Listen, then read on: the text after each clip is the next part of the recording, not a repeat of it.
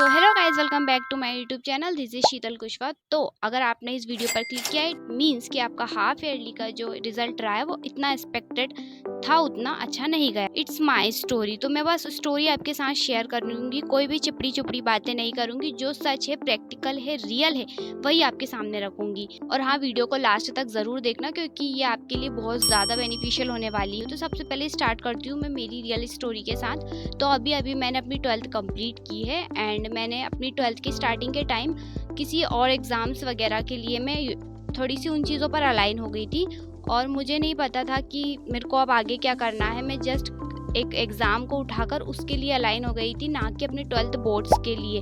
मुझे नवंबर दिसंबर में आकर ये चीज़ याद आई कि भाई अब बोर्ड्स आ गए हैं, बोर्ड्स में भी अपना रिज़ल्ट होना ज़रूरी है, वरना आगे भी हम इसके बिना कुछ नहीं कर पाएंगे। तो मैं इतनी ज़्यादा प्रेशराइज हो गई उस टाइम पे।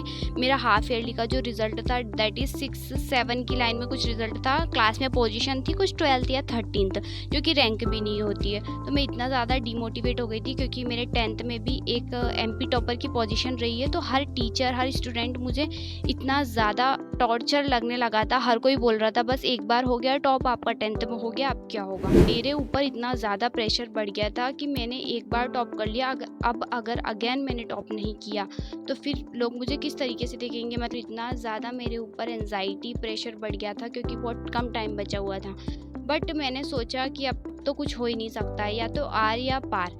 कर लूँगी तो एटलीस्ट पछतावा नहीं होगा, नहीं कर पाई तो पछतावा होगा कि नहीं किया। तो मैंने अपना 100% पोटेंशियल पूरा लगा दिया, चीज़ को बहुत पॉजिटिवली कन्वर्ट कर दिया। मतलब मुझे किसी और को नहीं दिखाना था, मुझे अपने आप को दिखाना था कि अगर मैं 10th में कर सकती हूँ देन मैं 12th में भी कर सकती हूँ। तो जब भी मैंने अपनी एक पूरी स्ट्रैटेजी बनाई अकॉर्डिंग टू मी, अपना पूरा टाइम बस खाना पीना सोना देन पढ़ना, बस ये काम मेरा पूरे दिन में होता था। मैंने अपनी पूरी स्ट्रैटेजी बनाई और याद रखना, बिना स्ट्रैटेजी के लाइफ में कोई भी प्लान सक्सेसफुल नहीं होता है। बहुत कॉम्प्लेक्स चीज़ें बन जाती हैं आगे जाके, इसलिए हमेशा एक स्ट्रैटेजी बनाना मत भूलना। तो मैंने भी इसी तरीके से अपनी स्ट्रैटेजी बनाई। मैंने नहीं ध्यान दिया मेरे प्री बोर्ड में कितने आ रहे हैं, हाफ ईयरली में कितने आ रहे हैं, टेस्ट में कितने आ रहे हैं। जस्ट मैंने अपना 100% पोटेंशियल उसी चीज़ में लगा दिया और बस मैं अपनी स्ट्रैटेजी के अकॉर्डिंग एक्शंस लेती गई। देन लास्ट में बोर्ड्स में जाके आई गॉट 95% एंड मतलब वो मेरे लिए इतना ज़्यादा सेटिस्फाइंग था कि यस, मैंने इतने से टाइम में इतना अच्छा रिज़ल्ट अचीव कर लिया। तो मैं बस इतना ही बोलूँगी कि आप लेट नहीं हो, बिल्कुल भी लेट नहीं हो। अगर मैं कर सकती हूँ, मतलब मैंने एकदम ज़ीरो से चीज़ें स्टार्ट की थी और देखो मैं कहाँ तक पहुँच गई। मेरे परसेंटेज 7 की लाइन में जाकर के 9 की लाइन पर पहुँच गए। तो आप भी कर सकते हो। और ये सिर्फ मैं आपको मोटिवेशन देने के लिए नहीं कर रही हूँ, मैं आपको अपनी रियल बात बता रही हूँ। और जो लोग इस टाइम पर रुक जाते हैं ना, वो इसलिए फेल नहीं होते हैं क्योंकि उनके में कैपेबिलिटीज़ नहीं होती। वो इसलिए फेल होते हैं क्योंकि उनके पास एक कमबैक का प्लान नहीं होता है। और इमोशनल बातें अब एकदम खत्म। अब मैं जो प्लान बताती हूँ वो सुनो। सबसे पहली चीज़ के रिजल्ट को अपना लेवल मत बनने दो। यस, अगर रोना आ रहा है एक दिन रोकर पूरा ख़त्म करो, अपना दिमाग ख़राब करना है एक दिन करके ख़त्म करो। सेकेंड डे सिर्फ आपको एक्शन पे ध्यान देना है। दूसरी चीज़, एक पेन लो, पेपर लो और उस पर लिखो जो भी आपने मिस्टेक्स की हैं। टाइम मैनेज कहाँ नहीं हो पाया, वीक कॉन्सेप्ट क्या थे, सिली मिस्टेक्स क्या थी, अभी तक जो मिस्टेक हुई हैं सब लिख डालो। स्टेप नंबर 3, अब सिर्फ वीक वाला पोर्शन और इम्पोर्टेंट वाला पोर्शन करो। पूरे सिलेबस को स्क्रैच से मत करना, जो भी नहीं हो पाया उसको वन शॉट से ख़त्म करो।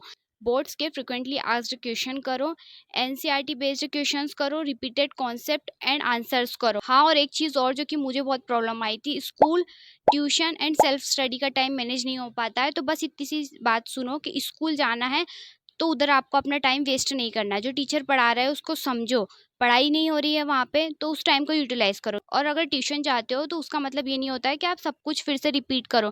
ट्यूशन सिर्फ इसलिए जाओ जो भी आपके वीक कॉन्सेप्ट हैं, जो आपको समझ नहीं आ रहे, स्कूल में समझ नहीं आ रहे, सिर्फ उनके लिए अपनी ट्यूशन पर जाओ। और हाँ, सेल्फ स्टडी सबसे ज़्यादा मस्ट है। ये हमको एक रैंक देती है, ये हमें एवरेज से टॉपर की ओर लेके जाती है। तो सेल्फ स्टडी करना ज़रूरी है। भले ही आपको टाइम नहीं मिल रहा तो आप 2 घंटे करो, 3 घंटे करो, लेकिन सेल्फ स्टडी करो विद फुल कंसंट्रेशन। कोई भी बहाना नहीं चलेगा। हाँ, तो बस जो भी था यहाँ मैंने आपको सब कुछ बता दिया। अब बस आपको जाना है और जो भी स्टेप्स मैंने बताई हैं उन पर काम करना है। रिग्रेट करने से सिर्फ़ और सिर्फ़ आपका टाइम वेस्ट होगा, ये ध्यान रखना। बाद में आपको इस चीज़ का रिग्रेट नहीं होना चाहिए कि हमने नहीं किया या उस टाइम हम कर लेते। अब बस आपको एक्शन लेना है, रिग्रेट करना है, उसके लिए एक दिन बहुत होता है। रिग्रेट करो, रोगा, एक दिन बहुत है।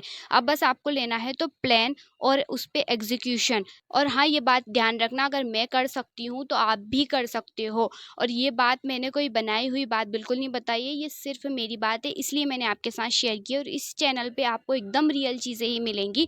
तो बस मेरे चैनल को सब्सक्राइब ज़रूर कर लेना और उसके बेल आइकन को प्रेस कर देना, ताकि आगे आने वाली वीडियोज़ भी आपके बोर्ड्स में आपको हेल्प कर सकती है। तो गाइज़, अगर आपको लगता है कि ये वीडियो आपके लिए बेनिफिशियल रही है तो प्लीज़ कमेंट ज़रूर कर देना, ताकि मुझे आगे वीडियोज़ बनाने के लिए मोटिवेशन मिले। ओके, और अपने प्लान में जाके अब लग जाओ। बाय।